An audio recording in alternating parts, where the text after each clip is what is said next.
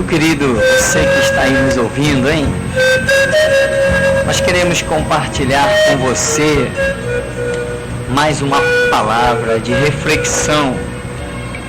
Logicamente, o que nos leva a refletir é a palavra de Cristo Jesus e o Espírito de Deus que nos convence do pecado, da justiça e do juízo. Por isso diz a Escritura: se ouvirdes a voz do Espírito, não endureçais os vossos corações, porque esta é a obra do Espírito Santo de Deus, nos conduzir à verdade das Escrituras, nos levando a ser convencidos do pecado, da justiça e do juízo na Bíblia revelados.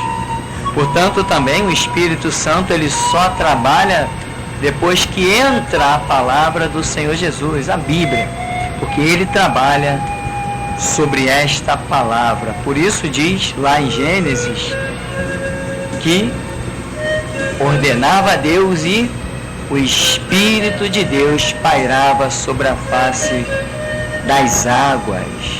Bom, vamos compartilhar então em Gálatas capítulo 5, que nos diz assim, a partir do versículo 16: digo, porém, andai em espírito e não cumprireis a concupiscência da carne. Primeiro quero revelar aqui que andai em espírito. Espírito com letra maiúscula, revelando o Espírito Santo de Deus. Quer dizer, andai segundo a revelação, a graça, o conduzir do Espírito Santo de Deus, e não cumprireis a concupiscência da carne. Porque a carne cobiça contra o Espírito. Veja bem, a carne, né, essência humana, cobiça contra o Espírito com letra maiúscula, hein? E o Espírito com letra maiúscula contra a carne. Estes opõem-se um ao outro para que não façais o que quereis. Mas se sois guiado pelo Espírito com letra maiúscula, não estais debaixo da lei.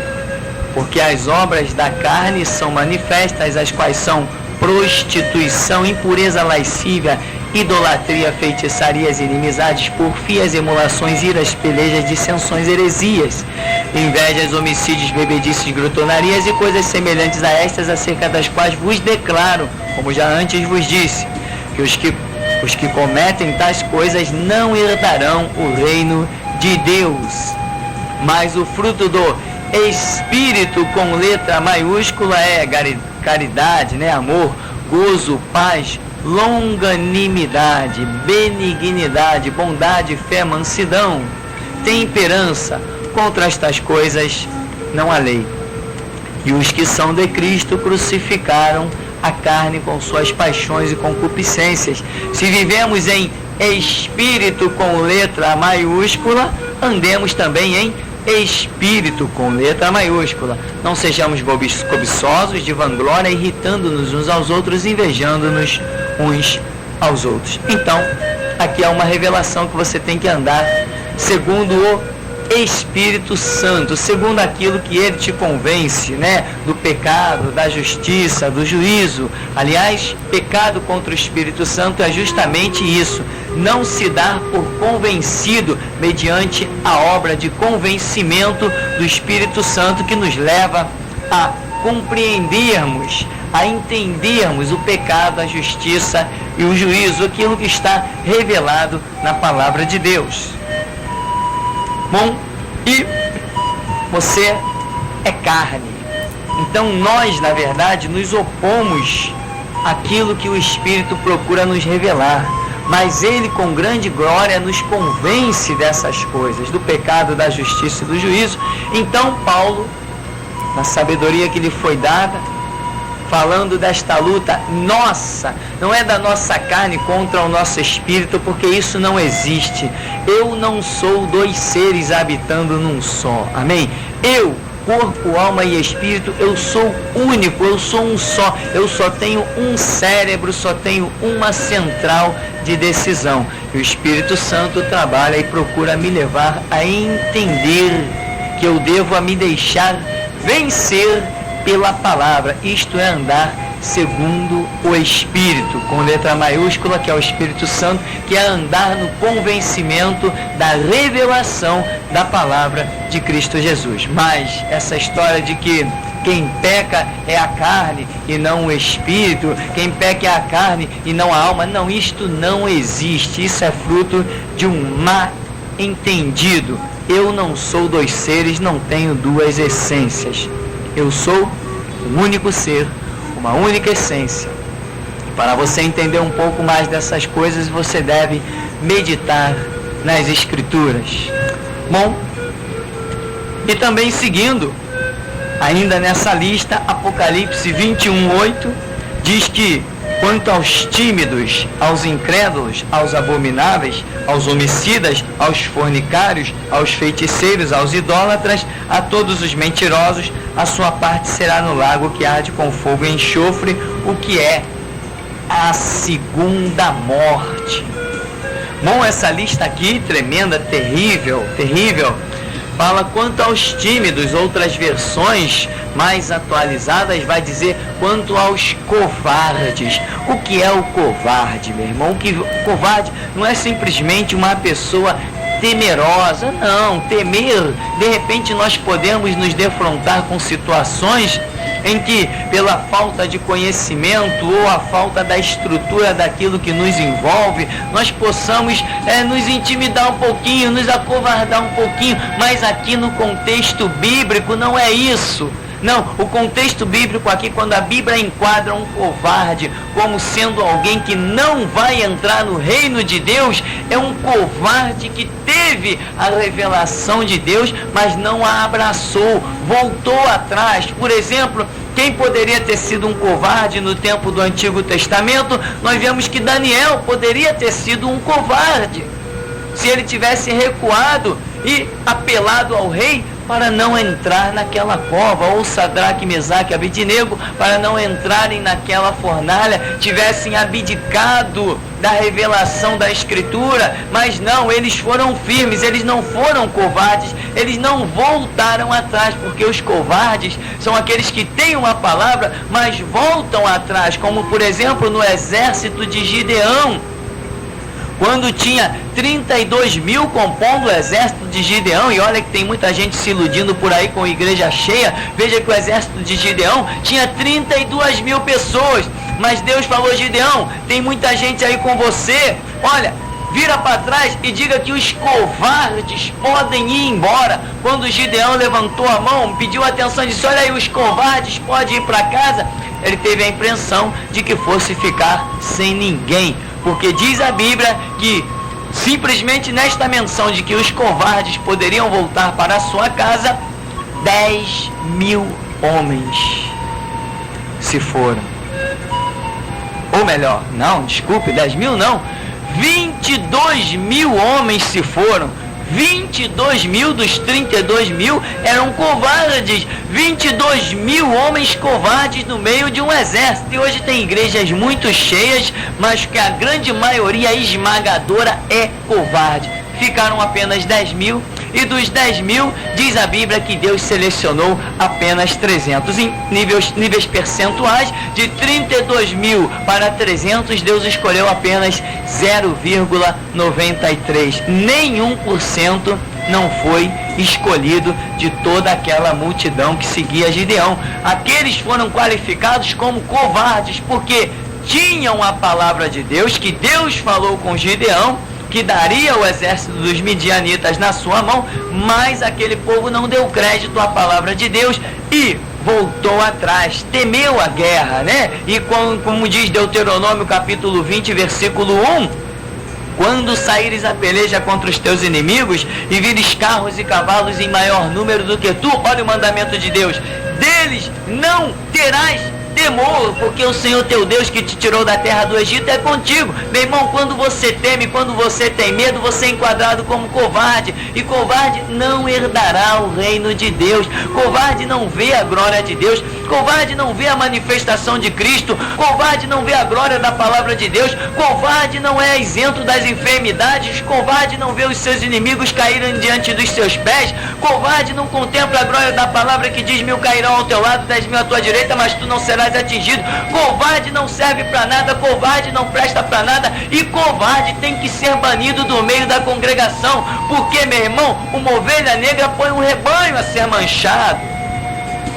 É a realidade. Por isso Deus falou, olha, em outras palavras, não estou eu aqui querendo esquadrinhar Deus ou querer entrar no pensamento de Deus, mas numa mentalização minha assim, natural, eu creio que Deus falou: não posso deixar esse bando de covarde caminhando com aqueles que não são covardes, com aqueles que são prudentes, porque senão eles vão acabar contaminando, enfraquecendo os demais que estão firmes, confiantes na palavra. Pelo que está escrito, o pecador não vai permanecer na congregação do justo. O covarde não vai caminhar com quem tem fé. Meu irmão, quando Moisés recebeu a ordem de Deus, olha aí, Moisés, manda homens que espiem a terra que eu vou dar aos filhos de Israel. Eu já prometi, essa terra já é de vocês. Vai lá, pode olhar a terra. Meu irmão, e cada príncipe liderando uma tribo, 12 homens foram lá.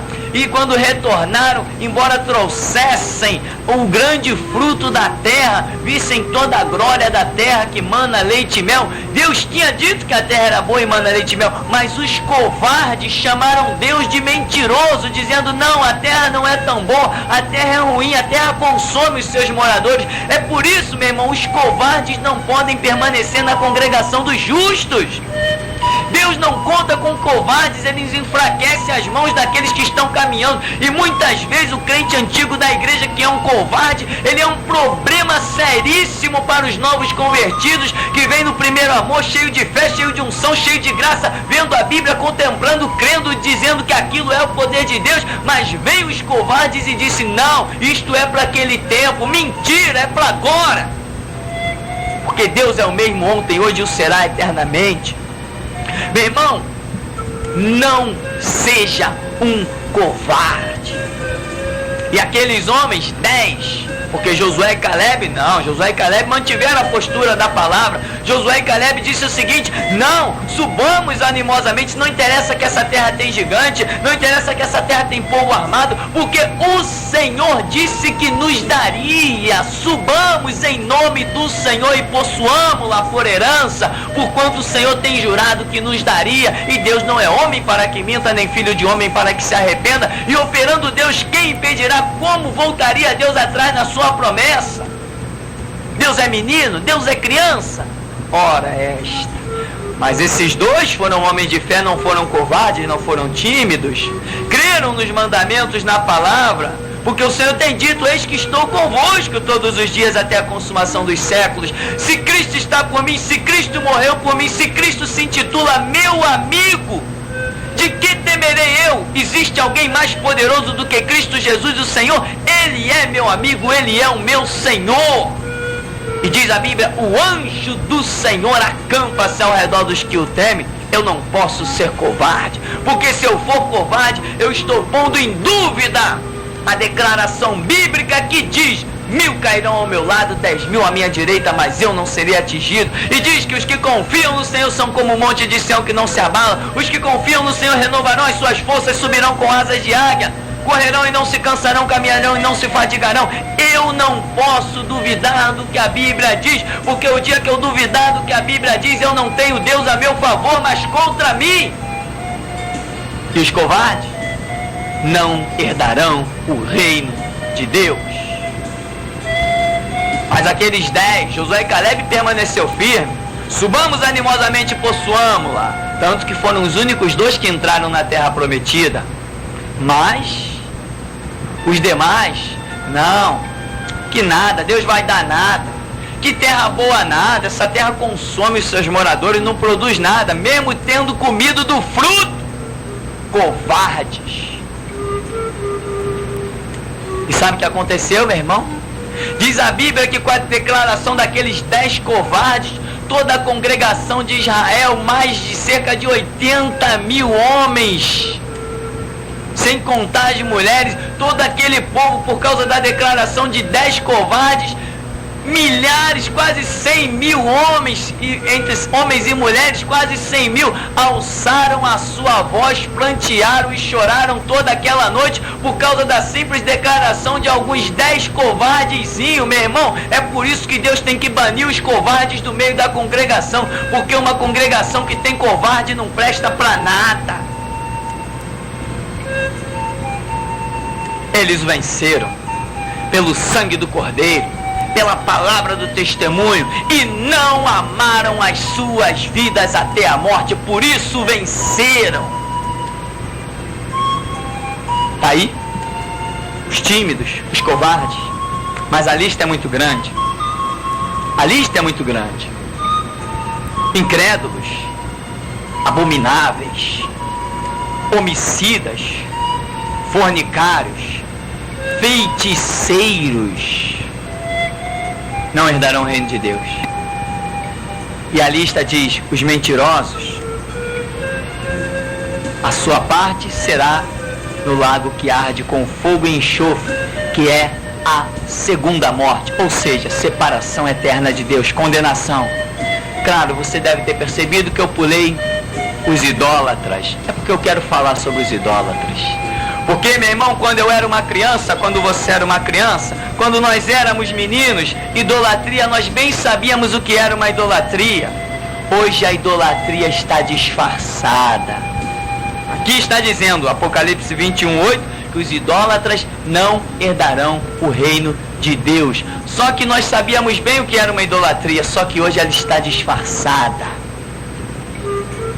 A idolatria, meu irmão, é tudo aquilo que você põe, atribui divindade ou guarda pessoal, atribui unção, atribui poder, reverencia de alguma maneira. Tudo que você substitui de Deus é uma idolatria. Está compreendendo? Exemplo. Existem algumas modernidades aí, você vai me entender muito bem, você é uma pessoa inteligente. Existem algumas modernidades aí de que Jesus nunca falou.